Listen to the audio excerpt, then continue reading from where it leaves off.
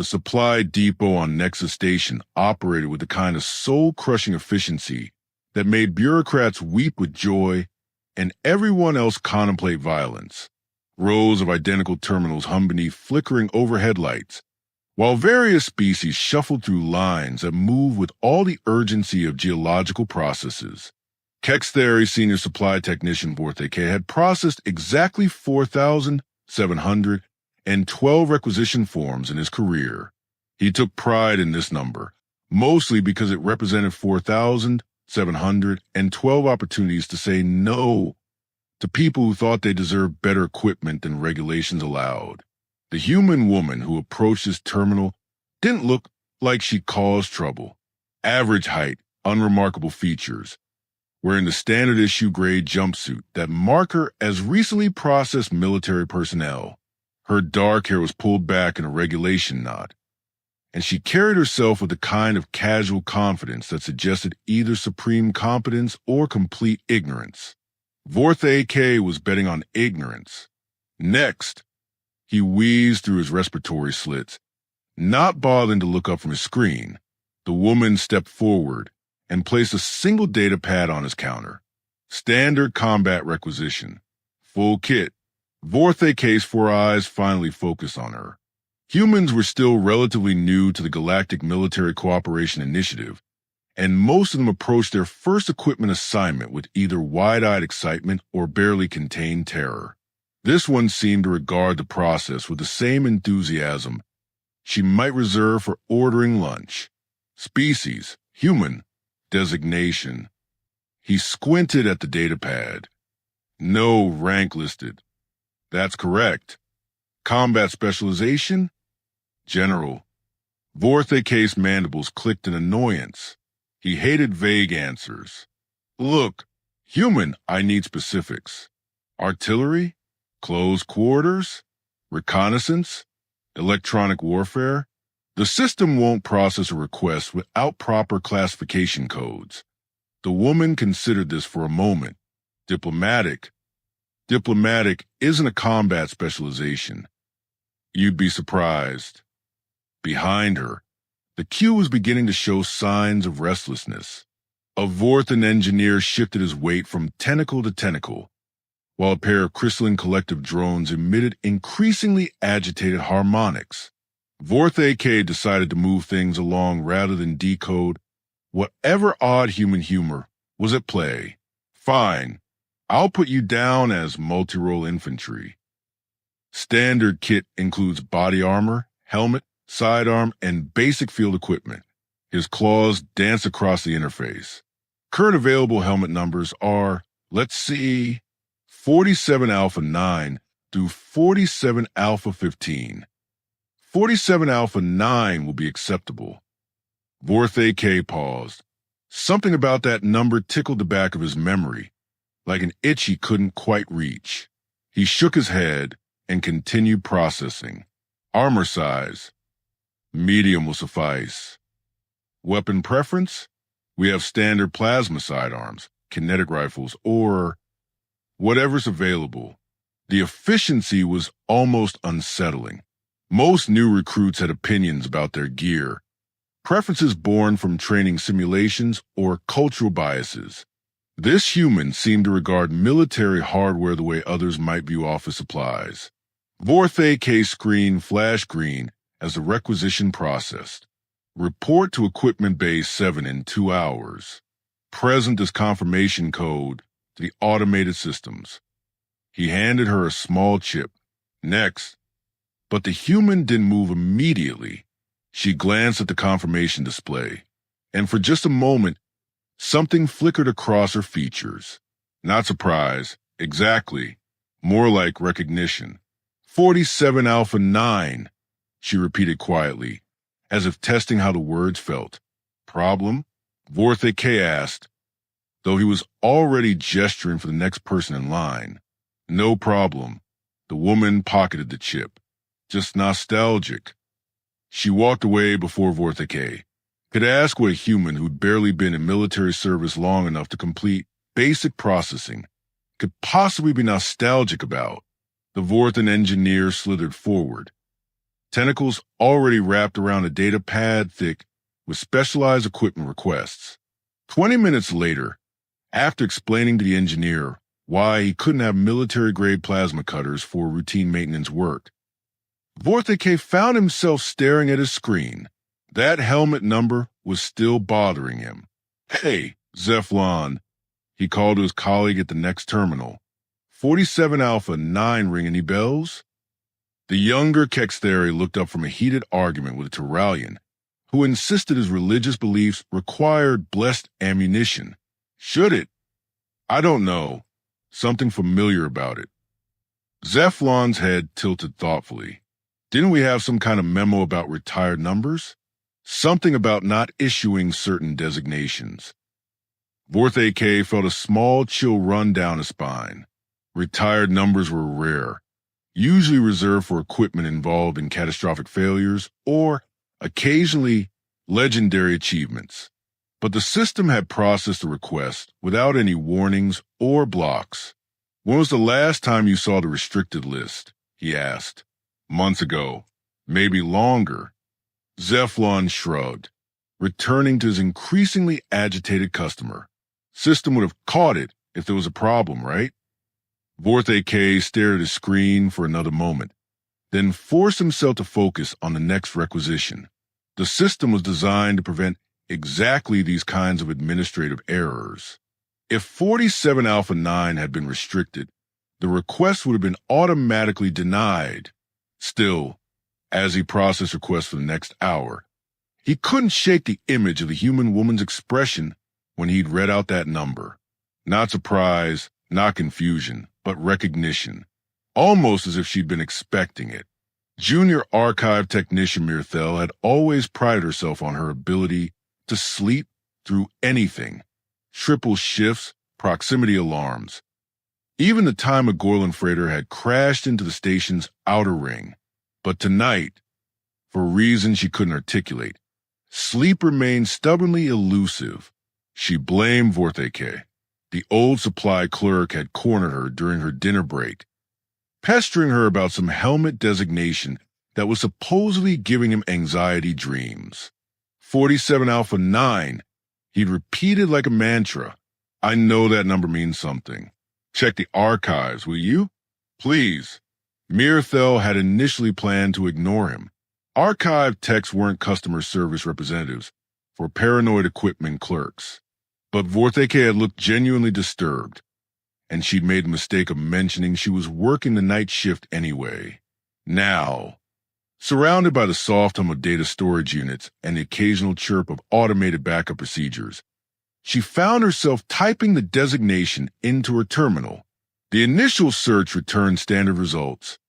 Helmet 47 Alpha 9, manufactured 3 cycles ago, assigned to various personnel, currently in active rotation.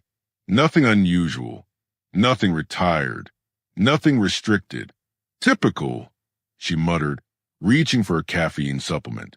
Vorthake's probably having stress hallucinations again.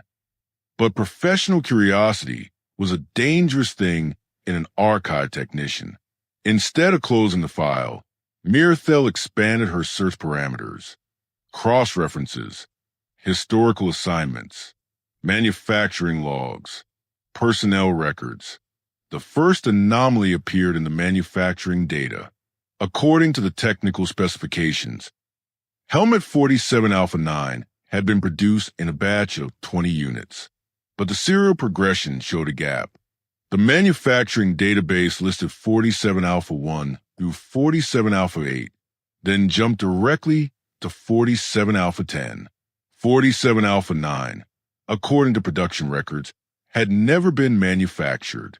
What the hell? Mirthel pulled up the supply database again. The helmet was definitely listed as available, definitely assigned to that human woman earlier today. But if it had never been manufactured, what exactly was sitting in Equipment Bay 7? She dove deeper into the historical records, searching for any mention of the designation. Standard database queries returned nothing. But Mirthel had access to deeper archives, older systems that had been fully integrated into the current infrastructure. The first reference appeared in a casualty report from 2 years ago. Just a fragment. Equipment recovered from the Keth Moran Theater includes various small arms, damaged vehicles, and one helmet bearing designation 47 Alpha 9. Keth Moran. Mirathel's tentacles curled reflexively. Everyone in the archives knew about Keth Moran, though the official records were classified above her clearance level. A three-system conflict that had escalated beyond all projections, involving multiple species, and threatening to destabilize an entire sector. Then, suddenly, inexplicably, it had ended. Complete ceasefire. Unconditional surrender from the aggressor forces. The military leadership had called it a miracle of diplomacy. She pulled up what public records existed about the conflict's resolution. Most were heavily redacted, but she found references to unprecedented negotiation protocols and unilateral decision by enemy command structure. One fragment mentioned single envoy achieving objectives deemed impossible by conventional military doctrine. Mirathel's search algorithms were working overtime now, cross-referencing Keth Moran with helmet designations, human personnel, and diplomatic missions. The results were frustratingly sparse, but a pattern was beginning to emerge. Every mention of the conflict's end included the same administrative footnote. All equipment associated with Resolution Protocol to be permanently retired from active service pending classification review. She found a retirement order buried in a subsection of military procurement regulations, dated 18 months ago, a short list of serial numbers and designations, including one that made her respiratory system stutter. Helmet 47 Alpha 9, permanently retired, classification pending. Do not reissue under any circumstances. The order was signed by Admiral Kreshton herself, the highest-ranking military official in this sector. The same Admiral Kreshton who'd been present at Keth Moran when the impossible ceasefire had been negotiated. Mirathel stared at her screen, her mind racing through the implications. The helmet had been retired. The system should have blocked its reissue automatically, but somehow it had been assigned to a human woman who'd seemed unsurprised by the designation. She initiated a priority search for any human personnel associated with the Keth Moran resolution. The results were almost entirely classified, but one fragment slipped through security filters. Human diplomatic representative demonstrated unprecedented effectiveness in hostile negotiation scenarios. Her communication console chimed with an incoming message. Emergency priority, originating from the supply department. Archives section. This is Senior Technician Vorthe K. I need an immediate classification check on helmet designation 47 Alpha 9. Something's wrong with our system. Mirathel's response was automatic. Sending you the retirement order now. That designation has been permanently withdrawn from service. The silence on the other end of the connection stretched for nearly 30 seconds before Vortheke's voice returned, considerably higher in pitch. Mirathel, we assigned that helmet 4 hours ago to a human. She's scheduled to collect it in... His voice broke slightly. In 90 minutes. The archive chamber suddenly felt much colder. Mirathel pulled up the personnel files for the equipment bay, cross-referencing them with her growing collection of Keth Moran fragments. If her suspicions were correct, if the human woman was who she was beginning to think she might be, then they hadn't just made a clerical error. They'd accidentally issued legendary military equipment to the legend who'd made it legendary in the first place. Vorthe, she said carefully, I think we need to contact Admiral Kreshton immediately. The Admiral? But it's just a supply mix-up. Surely we can handle this administratively. The helmet isn't just retired. Mirathel interrupted. It's classified at the highest levels. And if I'm reading these records correctly, the woman you gave it to is the reason why. Admiral Kreshton had been awakened from deep sleep exactly 17 times during her 40-year military career. 16 of those occasions had involved imminent threats to galactic stability. The 17th involved a panic archive technician babbling about helmet numbers and humans. She was beginning to suspect this might be the most serious of all 17. "Explain to me again," she said, settling into her command chair while the emergency briefing room filled with hastily summoned staff officers, how a retired designation ended up in active circulation. Lieutenant Commander Pexthal, her chief of staff, consulted his hastily compiled notes. "System migration error, apparently. When we transitioned to the new supply database 8 months ago, some retirement orders were improperly categorized. They're in the system, but flagged as pending review rather than permanently restricted. And nobody caught this during testing. The error only affected a handful of items. 17 total designations out of several million active records." Pexthal's voice carried the tone of someone delivering his own death sentence. 47 Alpha 9 was among them. Admiral Kreshton closed her eyes and tried to summon patience from reserves she wasn't sure still existed. 8 months. For 8 months, they'd been one bureaucratic accident away from reissuing equipment that should have been locked in the deepest vault of classified materials. "Show me her personnel file," she commanded. The main display screen flickered to life, revealing a standard military profile. Basic biometric data, training certifications, assignment history. Everything perfectly ordinary, perfectly unremarkable. The kind of file that generated exactly zero interest from anyone above the rank of supply clerk. "This can't be right," she muttered. Major Quindar, her intelligence liaison, stepped forward. "Ma'am, we've run the identification through every database available. Facial recognition, biometric matching, genetic markers. According to all official records, this individual completed basic training 3 months ago and has no prior military service." Then explain how she knew to request that specific helmet. "We don't have an explanation, Admiral." Kreshton stood and began pacing, a habit that made her staff nervous under normal circumstances and terrified under current ones. Pull the sealed records. "Authorization Kreshton 77 Alpha. I want everything we have on the Kethmoran resolution." Several officers exchanged glances.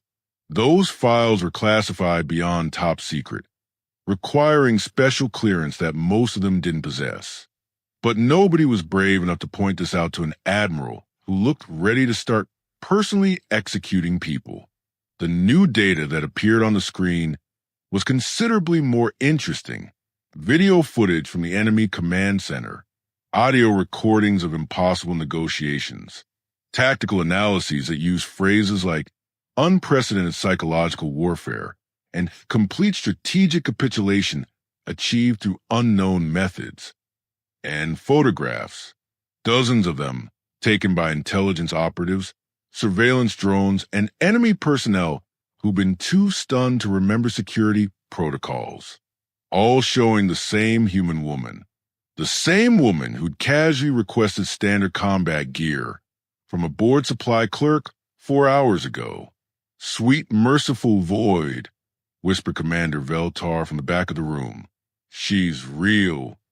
Admiral Kreshton had been present during the Kethmoran negotiations, though she'd been a mere captain then, serving as military liaison to the diplomatic mission. She remembered the morning when news arrived that the enemy commander had requested immediate ceasefire negotiations. She remembered the confusion when those negotiations were scheduled to take place inside the heavily fortified enemy stronghold. She remembered the incredulous laughter when a single human woman had volunteered to conduct the talks alone. She also remembered the silence when that same woman had walked out 6 hours later with a signed surrender document and a calmly delivered suggestion that everyone might want to avoid making this more complicated than necessary. The enemy forces had laid down their weapons within hours. A 3-system war that had consumed resources, lives, and hope for 2 years had ended because one human had walked into a room and talked. What do we know about her current mission? Creshton asked. That's just it, Admiral, Pexthal replied. According to her orders, she doesn't have one. She's listed as administrative personnel pending assignment. No specific duties, no commanding officer, no operational objectives. Someone with her capabilities doesn't request combat gear for administrative duties. No, ma'am. Creshton studied the personnel file again, noting details she'd missed before. The woman had requested assignment to the specific sector, this specific station. She completed the minimum required training, and nothing more. She'd answered every question with exactly the information necessary, and not one word beyond. It was a behavior of someone who knew precisely what they were doing and wanted to avoid drawing attention while doing it. How long until she collects equipment? Creshton asked. 47 minutes, Admiral. Cancel the assignment. Lock down Equipment Base 7. I want that helmet secured immediately. Ma'am, Major Quindar interrupted carefully. With respect, if she is who we think she is, attempting to deny her access to equipment she specifically requested might not be advisable. Creshton turned to face her intelligence officer. Are you suggesting we're afraid of one human? I'm suggesting, Admiral, that the last time someone underestimated what one human could accomplish, it ended a war. And we might want to consider that she specifically chose to come here, to this station, and request that particular helmet number. Someone with her demonstrated capabilities doesn't do anything by accident. The briefing room fell silent as the implications settled over them. They weren't dealing with a bureaucratic error or supply mix-up. They were confronting the uncomfortable possibility that everything had proceeded exactly as intended by someone who operated several levels above their understanding. Admiral Creshton looked at the sealed records on her screen, then at the ordinary personnel file, then at her assembled staff officers who were all trying very hard to appear competent while obviously having no idea what to do next. Recommendations? She asked. The silence stretched uncomfortably before Commander Veltar cleared his throat. Maybe we should ask her what she wants. Equipment Base 7 had been transformed into something resembling a military parade ground crossed with a diplomatic reception. Admiral Creshton stood at attention flanked by her senior staff, while Technical Sergeant Morden had polished every surface until the bay gleamed like a museum display. The helmet sat on a presentation pedestal, no longer just piece of equipment, but an artifact of legendary status.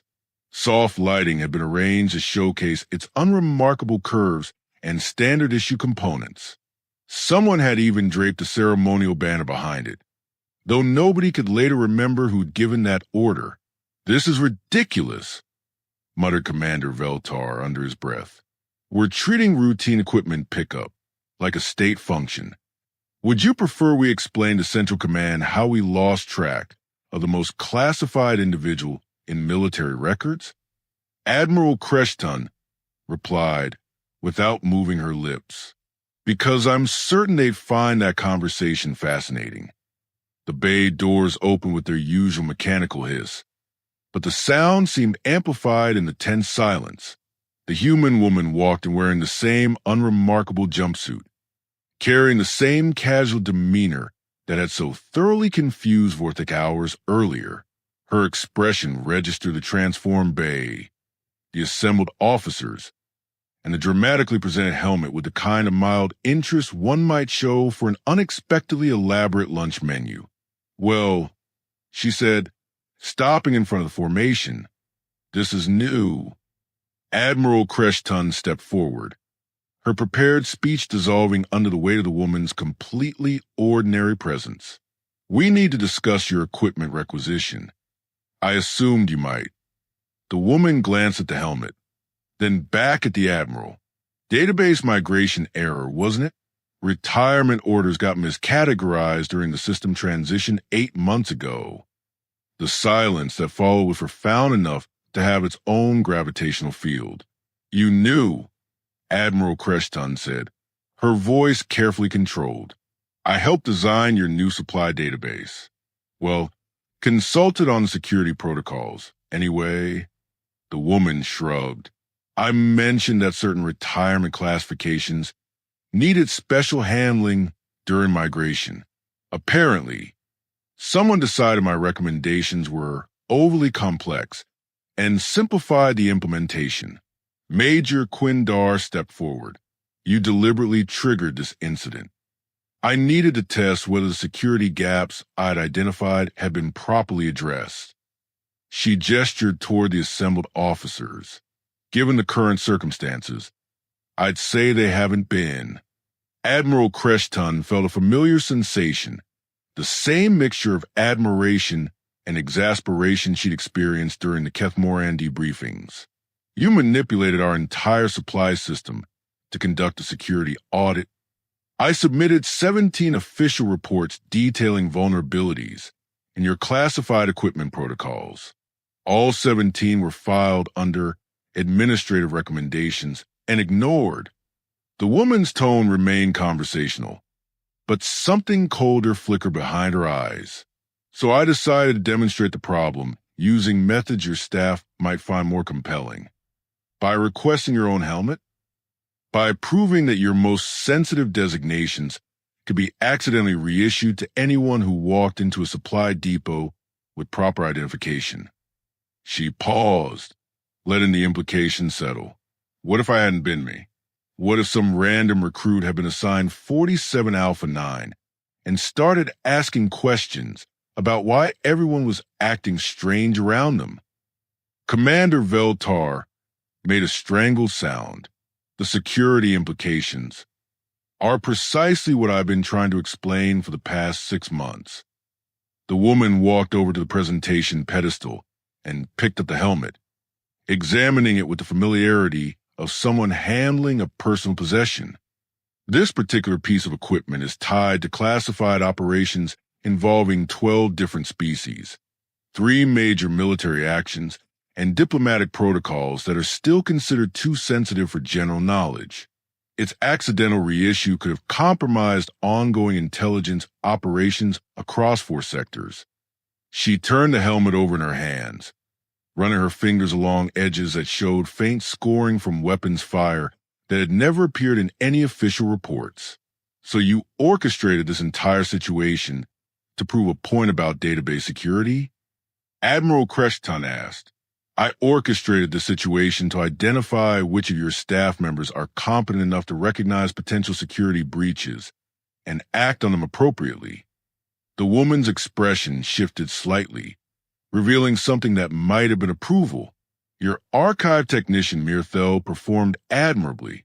She identified the anomaly, researched the historical context, and escalated the situation through proper channels within hours. Your supply clerk, Vortheke, showed excellent instincts by recognizing something was wrong, even when he couldn't articulate why. And the rest of us responded to a potential security crisis with appropriate urgency and brought considerable resources to bear on resolving the situation. She tucked the helmet under her arm with casual ownership, though the ceremonial presentation was perhaps unnecessary. The absurdity of the moment wasn't lost on anyone present. They'd mobilized senior command staff, pulled classified records, and transformed the supply bay into a formal reception area, all in response to a security test conducted by the person they were trying to protect the security from. What happens now? Admiral Creshton asked. Now you implement the database security protocols I recommended 8 months ago, before someone less patient than me decides to test your system vulnerabilities. The woman started toward the exit, then paused. Oh, and you might want to check your ammunition storage protocols. Similar migration issues affected several restricted munitions types. I didn't test those personally, but the theoretical security implications are rather more dramatic than misallocated helmet numbers. She reached the bay doors before Admiral Creshton found her voice again. Where are you going? The woman turned back, and for just a moment, the casual mask slipped enough to reveal something that reminded everyone present why certain wars had ended so suddenly and completely. Wherever the next problem needs solving, Admiral, there's always another problem. The doors closed behind her, leaving behind a room full of military officers contemplating the uncomfortable realization that their most sophisticated security systems had just been effortlessly manipulated by someone conducting a casual audit during her spare time. Technical Sergeant Morden was the first to break the silence. Should someone mention that she never actually collected her sidearm or body armor? Admiral Creshton stared at the empty pedestal where the helmet had been displayed with such ceremony just minutes before. Something tells me, she said slowly, she already has everything she needs.